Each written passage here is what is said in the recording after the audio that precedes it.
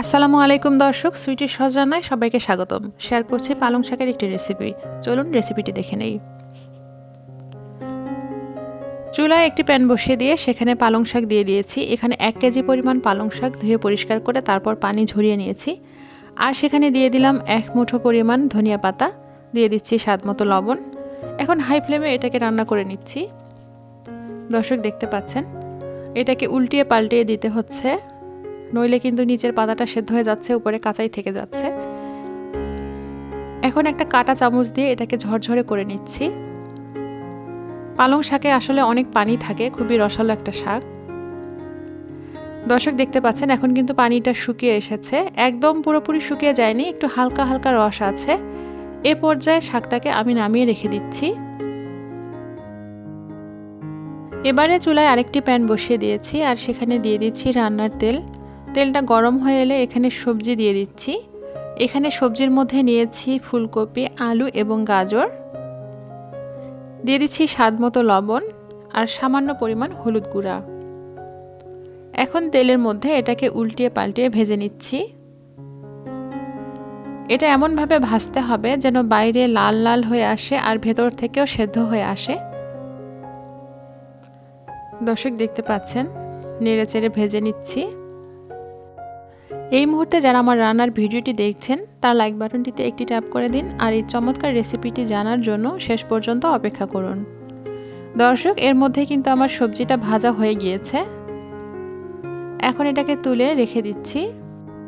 এখন বাকি যে তেলটুকু রয়ে গিয়েছে তার মধ্যে দিয়ে দিয়েছি পেঁয়াজ কুচি, কাঁচামরিচ এবং রসুন কোয়া। এখন এই উপকরণগুলোকে নেড়েচেড়ে ভেজে নিচ্ছি।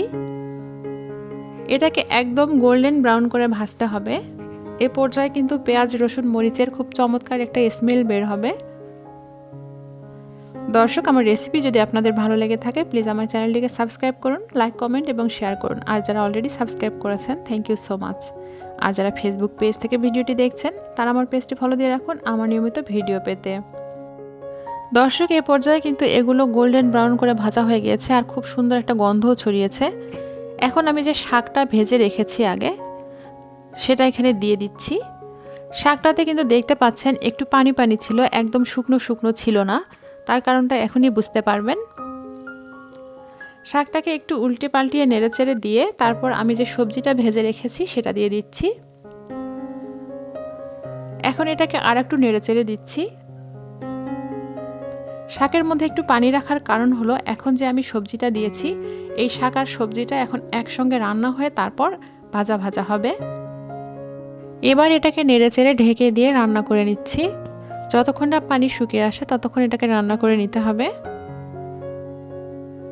দর্শক এটাকে আমি প্রায় 2 মিনিটের মতো রান্না করে নিয়েছি আর এর মধ্যে কিন্তু পানিটা শুকিয়ে গেছে। দেখতে পাচ্ছেন পানিটা শুকিয়ে গেছে। এবারে দিয়ে দিচ্ছি চিলি ফ্লেক্স। এখানে আমি 3টি শুকনা মরিচ ভেজে আঙ্গুলের ডগা দিয়ে গুঁড়ো করে নিয়েছি। এখন এটাকে কাঁটা চামচের সাহায্যে নেড়েচেড়ে দিচ্ছি এবং আর একটু ভাজা ভাজা করে নিচ্ছি। দর্শক এই চমৎকার রেসিপিটি ট্রাই করতে একেবারেই ভুলবেন না। আর হ্যাঁ, আমার কমেন্ট সেকশনে জানাতেও কিন্তু ভুলবেন না। আশা করি আমার রেসিপিটি আপনাদের ভালো লেগেছে। আবার আসবো নতুন কোনো রেসিপি নিয়ে ইনশাআল্লাহ। সুস্থ থাকুন, নিরাপদে থাকুন। এতক্ষণ সাথে থাকার জন্য ধন্যবাদ। আল্লাহ হাফেজ।